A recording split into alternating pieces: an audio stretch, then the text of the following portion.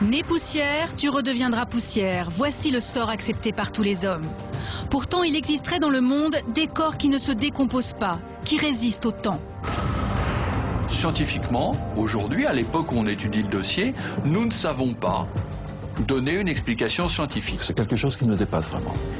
Sans aucune intervention de l'homme, ces cas extraordinaires sont naturellement en parfait état de conservation. Autre fait troublant, ces corps intacts sont souvent ceux d'hommes de foi.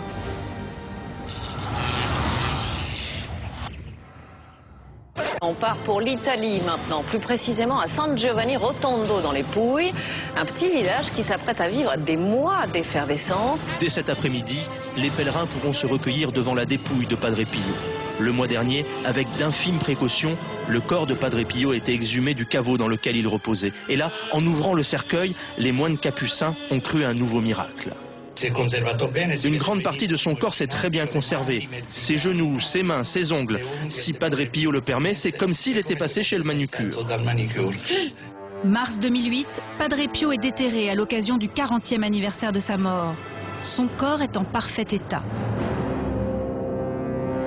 Et là, on est effectivement devant quelque chose qui dépasse l'entendement et qui nous pose ces questions du pourquoi et des limites de nos connaissances.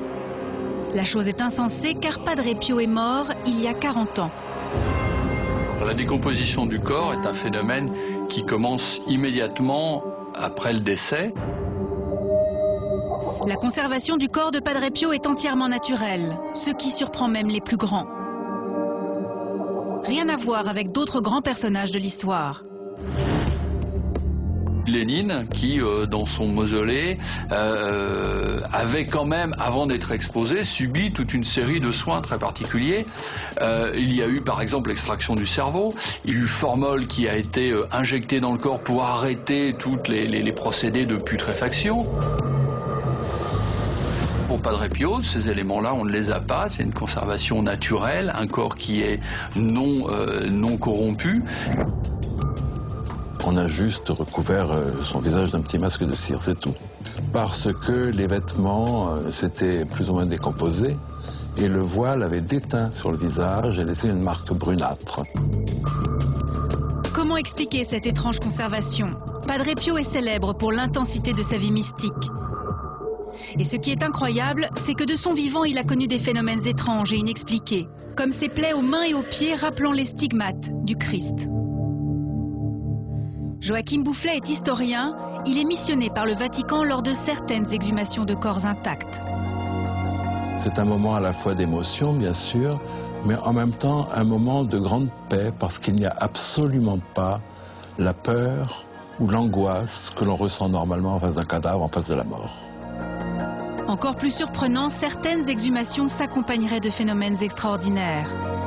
Le fait que ce corps dégage une odeur très agréable, tantôt florale, tantôt une odeur d'épices. Il arrive aussi que ce corps se mette à saigner lorsqu'on le pique ou lorsqu'on le coupe. À sa mort, Padre Pio était adoré. Découvrir son corps en parfait état a relancé tout un mouvement de piété populaire. Mais ces corps intacts ne sont pas le privilège des saints. On retrouve ce mystérieux phénomène dans d'autres croyances.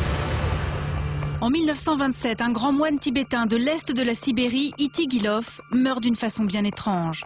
Il se serait laissé mourir en rentrant dans une intense méditation. 75 ans plus tard, un jeune moine tibétain déterre le corps d'Itigilov. Quand nous avons ouvert le couvercle avec lama Bodo, nous avons vu une tête couverte d'un linceul de soie. Nous avons soulevé le linceul et le sommet de la tête brillait, comme celle d'un homme vivant. Son corps est retrouvé assis, une position étonnante pour un cadavre. Et plus étrange, sa peau serait encore élastique. Le docteur Yuri Tampolev a étudié le corps d'Itigilov. Nous avons examiné la surface intégrale du corps, des pieds à la tête. Il ne s'agit pas d'une momie. Pour ce que j'ai pu vérifier, lorsqu'on appuie sur la peau, on sent que les tissus présentent encore une certaine souplesse.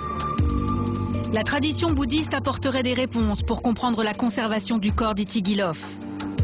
Le très vénérable Moksha Rinpoche, maître tibétain, explique cette vision. Le corps n'est plus le même lorsqu'on a fait beaucoup de méditation. Il est encore imprégné de l'âme, Il demeure sain, il reste intact. Alors existerait-il un lien, une relation entre la vie spirituelle de ces hommes et leur corps qui ne se décompose pas ?